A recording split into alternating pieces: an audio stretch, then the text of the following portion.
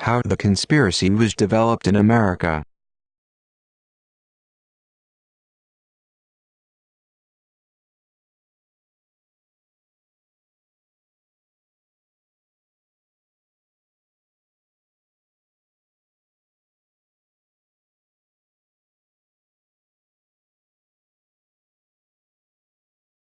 Professor John Robison has been smeared and his books have been burned by Agentor of the Synagogue of Satan because he proved himself to be incorruptible. He refused to help Weishaupt and his Luciferians infiltrate Illuminism into Freemasonry. History proves, however, that what he did write and publish regarding a conspiracy to destroy all governments and religions has turned out to be true. Robison tells us that before 1786, when the Bavarian government exposed Weishaupt and his gang, several Masonic lodges in America had been Illuminized. He also points out the similarities of the American and succeeding French revolutions. We have been ridiculed by some influential people for quoting Professor Robison, evidently to shake the confidence of our readers. In support of our statements, we give the following documentary evidence, most of which can be confirmed by simply referring to the National Archives in Washington. In 1798, David A. Tappan was president of Harvard University.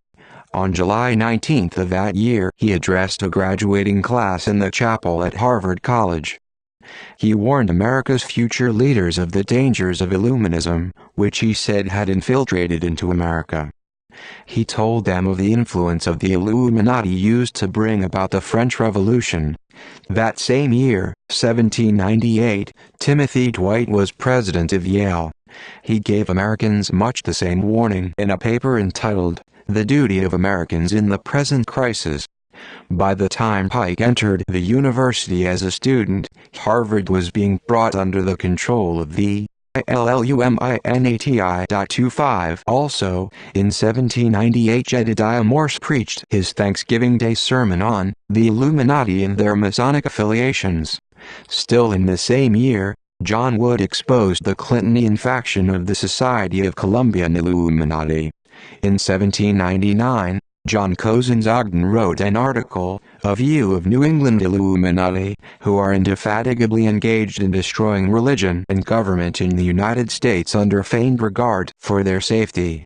There were, as recently as 1957, in the Rittenhouse Square Library in Philadelphia, 3 letters written by John Quincy Adams, the 6th President of the United States, to Carl W.M. Lucifer Stone, a Knight Templar and editor of the New York Advertiser. These letters were very critical of Thomas Jefferson and the manner in which he had subverted Freemasonry in the New England states.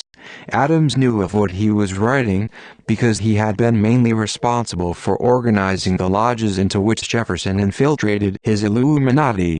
Adams gives as his reason for running against Jefferson for the presidency, Jefferson's subversiveness. The letters he wrote Carl Stone are credited with defeating Jefferson. Adams listed 5 main objections to Illuminism as being proselyted by Jefferson and his fellow Illuminists. 1. Their teachings are contrary to the law of the land. 2. They are in violation of the precepts of Jesus Christ. 3. They require members to take a pledge to keep undefined secrets, the nature of which is unknown to the man taking the oath. 4. They require a member to express his willingness to suffer death should he violate his oath. 5. They require a member to say he will accept a mode of death which is unusual, inhuman, and so cruel that the details are unfit for utterance from human lips. Then, in 1826, an incident happened which should prove to Freemasons themselves that only members who have been carefully selected are permitted to know anything of what goes on in the secret society which Illuminists organize within their own secret society. It is therefore as reasonable to condemn as inhuman and diabolical a person suffering from cancer, as it is to blame the rank and file of secret societies, orders, and organizations and groups for the sins against God and crimes against humanity committed by the synagogue of Satan who infiltrate their agentor into the secret societies. It would be better for the world if there were no secret societies, because those who direct the WRM at the top would then be unable to practice their parasitic policy, and place the blame for their devilish actions upon shoulders other than their own. The incident we refer to concerns Captain W.M. Morgan, who was accused of breaking his oath. The Illuminist influence within Masonry's top executive insisted that Morgan be given the death, the manner of which Adams had been so disgusted and critical. A Mason named Richard Howard was selected as executioner. Morgan got warning of his pending fate. He tried to escape to Canada, but got only as far as Niagara Falls, where Howard murdered him. According to Carl Stone, the Knight Templar to whom Adams had written the letters referred to above, Howard resumed to New York and reported to a meeting of the Knights Templars at St. John's Hall, New York, how he had executed Morgan. Stone says he was then supplied with money and put aboard a ship bound for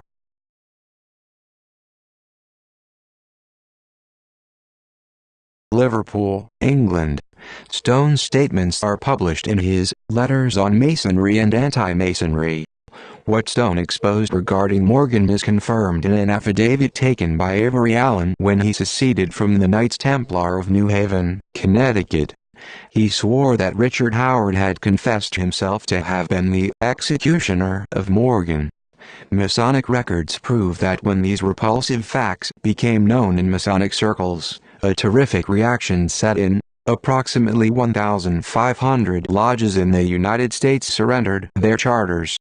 It is estimated that of the 50,000 Masons belonging to these lodges, 45,000 seceded from this secret society. Thus it was that Freemasonry nearly died a natural death in America. But such is the power and influence of the Synagogue of Satan that today hardly a Mason with whom I have discussed this phase of their history knows anything about it. I have copies of the minutes taken at the meetings which led up to this mass withdrawal from Masonry in America. These truths are not published to hurt Freemasons, but to prove conclusively that possible 50,000 Masons, at least 45,000 didn't know or even suspect what goes on behind the scenes under the direction of Satanists who hide like worms in the bowels of their and other secret societies. Those who serve the SOS decided a native-born must succeed Moses Holbrook, who at the time these events happened headed Masonry in America, so General Albert Pike was approached. He measured up to the requirements because his rise from an initiate in 1850 to Grand Commander of the Supreme Council for the Southern Jurisdiction of Freemasonry in the USA in 1859 was phenomenal. Pike's task was to rejuvenate Freemasonry in the USA so that the influence, wealth and power of its members could be used again by the Illuminati to place their agenda in key positions in all fields of human endeavor, including politics and religion. Today, as in 1826, the vast majority of Freemasons don't know about the secret life of Albert Pike. They have been lied to and deceived by Satan's agents into believing Pike to be the greatest Mason that ever lived, and one of America's greatest patriots. But they are wrong, as we prove Pike was literally a devil incarnate. Because the Illuminati had been proved to have corrupted Freemasonry in America, Pike decided to organize the Palladian Rite to be above even Grand Orient Masonry and the Illuminati. Palladism waited exactly a new secret society, so Pike called his organization the New and Reformed Palladian Rite, NRPR. Giuseppe Mazzini had been selected by the Illuminati in 1834 to be their director of political action, director of the WRM. In a letter Mazzini sent to Pike January 22, 1870, he wrote, "We must allow all the Federation Masonic orders to continue just as they are, with their systems, their central authorities and their diverse modes of correspondence between high grades of the same rite, organized as they are at present, but we must create a supreme rite, which will remain unknown, to which we will call those Masons of high degree whom we shall select. With regard to their brothers in Masonry, these men must be pledged to the strictest secrecy. Through this supreme rite we will govern all Freemasonry, which will become the one international center, the more powerful because its directors will be unknown. This letter proves that not even Mazzini, at the time he wrote the letter, knew the high priests of the Luciferian Creed controlled the Synagogue of Satan, of which he was a member, at the top. But after working a while longer with Pike, he began to suspect there was some secret power above or beyond the highest degrees of Grand Orient Masonry, of which he was a member, which controlled them at the top. He expressed these suspicions in the letter he wrote Dr. Bridenstine, already quoted. Pike and Mazzini signed the decree for the constitution of a central high masonry, September 20, 1870. This was the day the Grand Orient Mason, General Cadorna, entered Rome to end the temporal power of the Pope. Pike assumed the title of Sovereign Pontiff of Universal Freemasonry. Mazzini assumed the title Sovereign Chief of Political Action, i.e., Head of the World Revolutionary Movement, WRM. Pike immediately proceeded to complete the work on the new ritual he had started with Moses Holbrook, and he called it the Adonai-Side Mass, the Death of God. Margiotta, a 33rd degree Mason, who wrote Masonic history, and the biography of Adriano Lemmi, 1873 succeeded Mazzini as director of the WRM, has this to say regarding Pike and Mazzini. It was agreed that the existence of this rite would be kept strictly secret, and that no mention of it would ever be made in the assemblies and inner shrines of other rites, even when by accident the meeting might happen to be composed exclusively of brothers having the perfect initiation, for the secret of the new institution was only to be divulged with the greatest caution to a chosen few belonging to the ordinary high grades. This explains why even 32nd and 33rd degree Freemasons know so little about what goes on at the very top.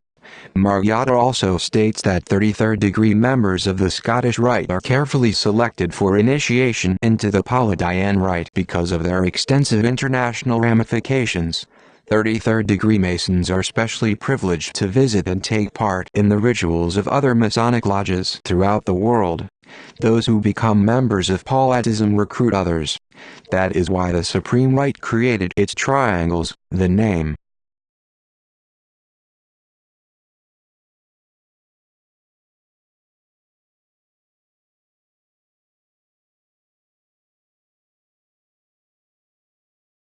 Given Palladian councils by degrees.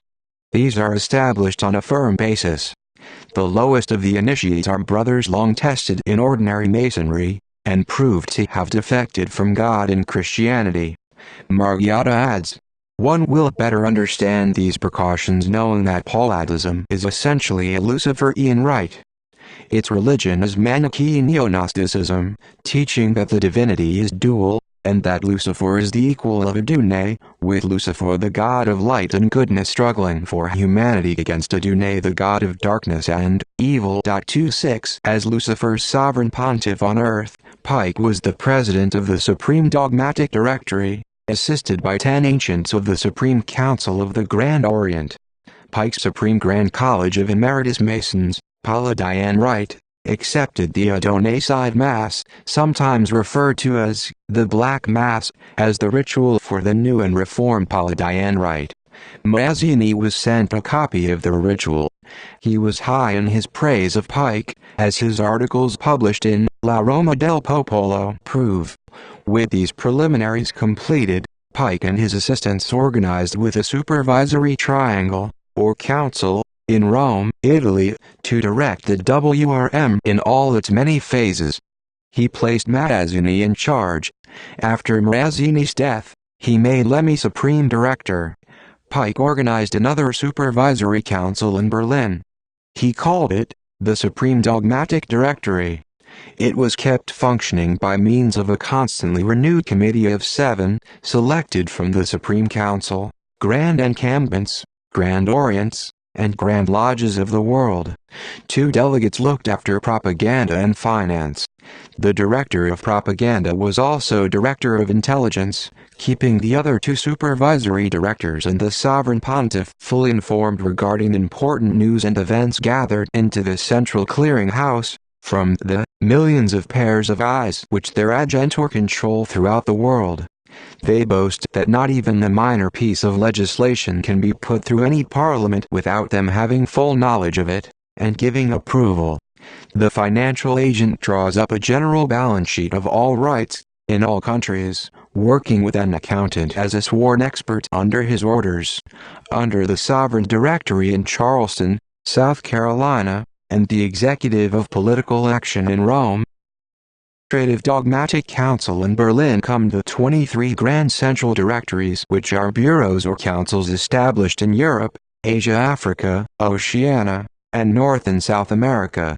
And above all these, the Synagogue of Satan, the high priest of the Luciferian creed, rule invisible, unidentified, and supreme. When the League of Nations was first organized, 1919, Pike's organization was slightly revised, and the supervisory, executive, and administrative branches were established in Switzerland and New York. But it doesn't matter where the brains are located, they have perfect communication systems, and they control and direct all other subversive organizations and activities. That control and direction are the same today as in Pike's lifetime and at the time the League of Nations was formed. The same conspirators who formed and developed those also developed the UNO. Please don't take my word for it. St. Paul, in 2 Corinthians 11:13, told us, "For such false apostles, deceitful workers, transforming themselves into the apostles of Christ. And no marvel, for Satan himself is transformed into an angel of light. Therefore, it is no great thing, not to be wondered at, if his ministers also be transformed as the ministers of righteousness, whose ends shall be according to their works." Let us pull aside the veil with which Pike enshrouded himself, still further.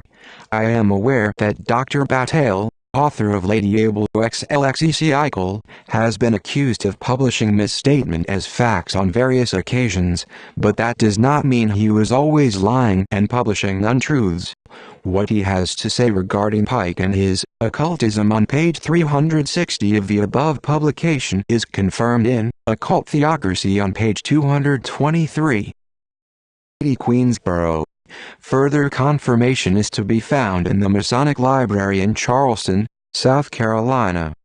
That Pike believed in occultism is proved by the fact that there is on record a report of the speech he made before the Supreme Council of the Grand Orient, Charleston, South Carolina, October 20, 1884, at which time he said, "At St. Louis, we operated the grand rites, and through Sister Ingersoll, who is a first-class medium, received astonishing revelations during the solemn Paladian session at which I presided, assisted by Brother Friedman and Sister Warnborn. Without putting Sister Ingersoll to sleep, we saturated her with the spirit of Ariel himself, but Ariel took possession of her with 329 more spirits of fire, and the seance from then on was marvelous. Sister Ingersoll, lifted into space, floated over the assembly, and her garments were suddenly devoured by a flame which enfolded her without burning her. We saw her thus in a state of nudity for over 10 minutes. Flitting above our heads as though borne by an invisible cloud, or upheld by a beneficent spirit, she answered all questions put to her. We thus had the latest news of our very illustrious brother Adriano Lemmy. Then Astaroth, in person, revealed himself, flying beside our medium, and holding her hand. He breathed upon her, and her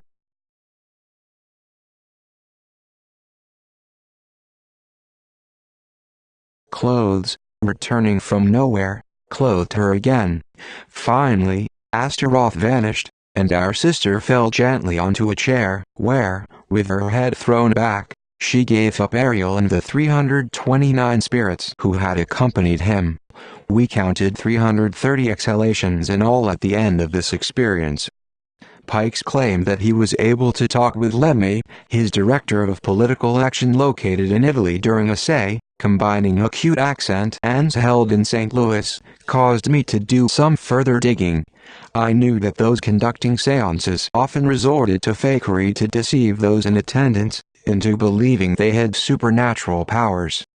This research produced documentary evidence which strongly indicated that scientists belonging to Pike's Paladin Right had supplied him with wireless sets radio long before Marconi made it available for commercial purposes.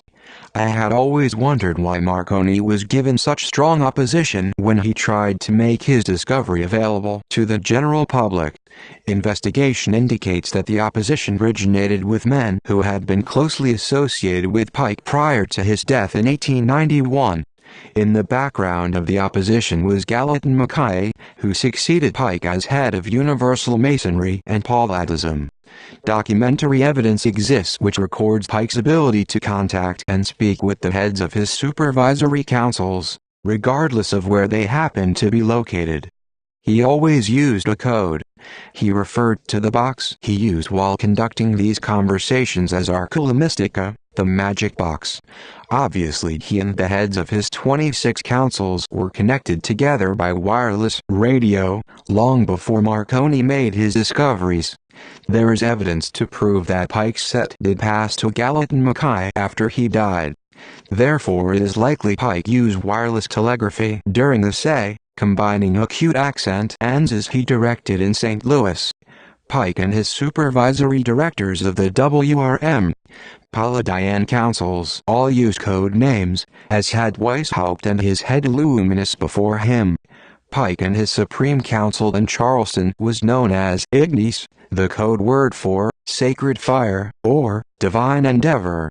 The code word for the Supervisory Council in Rome was ratio, meaning reason shall triumph over superstition. In Berlin the Supervisory Council's code name was Labor.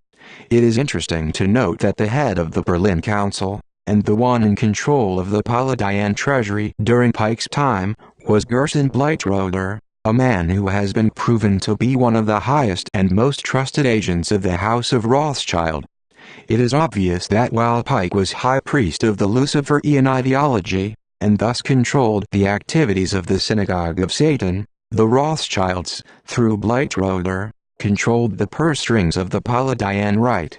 Thus, they indirectly controlled Pike's activities as they had those of Weishaupt 100 years before. This information proves that the present Rothschilds believe in the advice passed down to them by one of their ancestors. Give me control of a country's money, and I care not who makes its laws. Another interesting fact is that both the Rothschilds and the Bleitroders are, as Christ put it, them who say they are Jews, and are not, and do lie. They are Khazars. Their veins contain no more real Jewish blood than do mine. Research proves that Bleitroder belonged to the highest degrees of the Paladin Right and of Grand Orient Masonry, and must therefore have been a Satanist. During Pike's reign as Prince of this world under Satan's inspiration, his directors in England were Lord Palmerston and Disraeli, who told his readers that the masses, Goyim, don't realize that the real power which governs them in their country remains invisible and directs from behind the visible governments. Although Pike is credited with having ended Jewish control of Freemasonry in America, research proves that on September 12, 1874 he signed an agreement with Armand Levy, who represented the Jewish B'nai B'rith of America, Germany, England and other countries.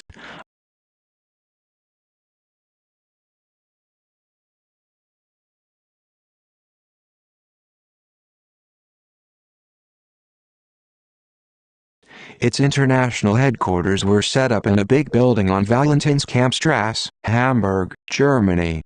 There is documentary evidence to show that the head of this secret federation collected in fees approximately $250,000 a year, which money was used mostly for payment of propaganda favorable to secularism.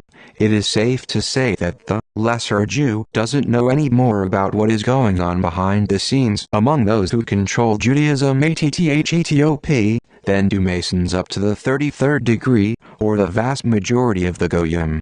It is obvious, therefore, that in the final stage of the conspiracy all lesser beings will find themselves in the devil's stew pot. We are all intended to be simmered down in the devil's brew. 27.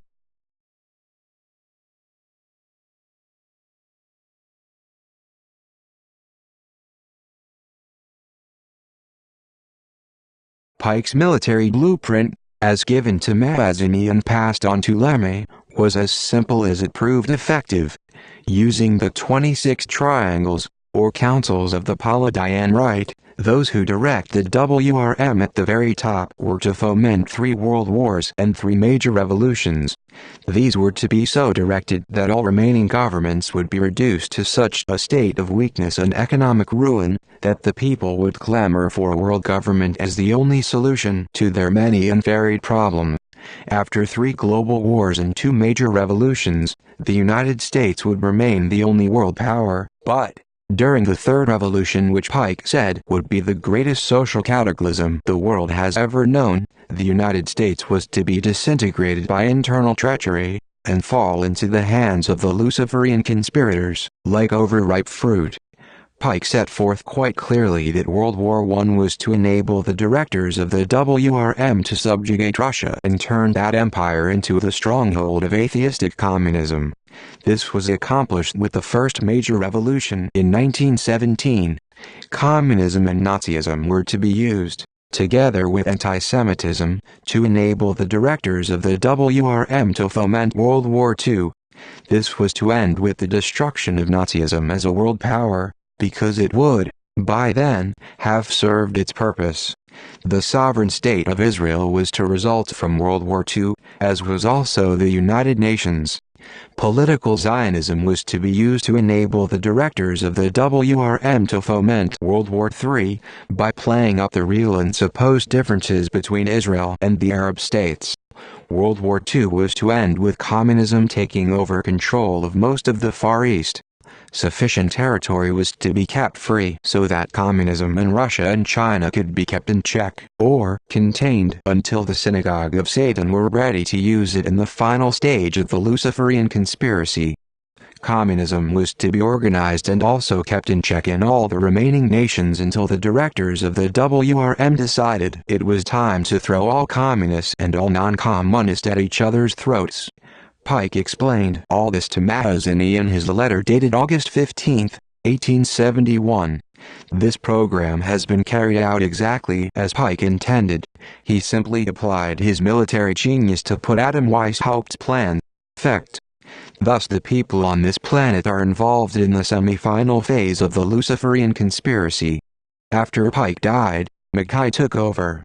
He, as did Lemay, considered that all the executive members of the Grand Orient Lodges and the councils of the new and reformed Paladian Rite should be given special instructions in regard to the WRM. They were told in a series of lectures.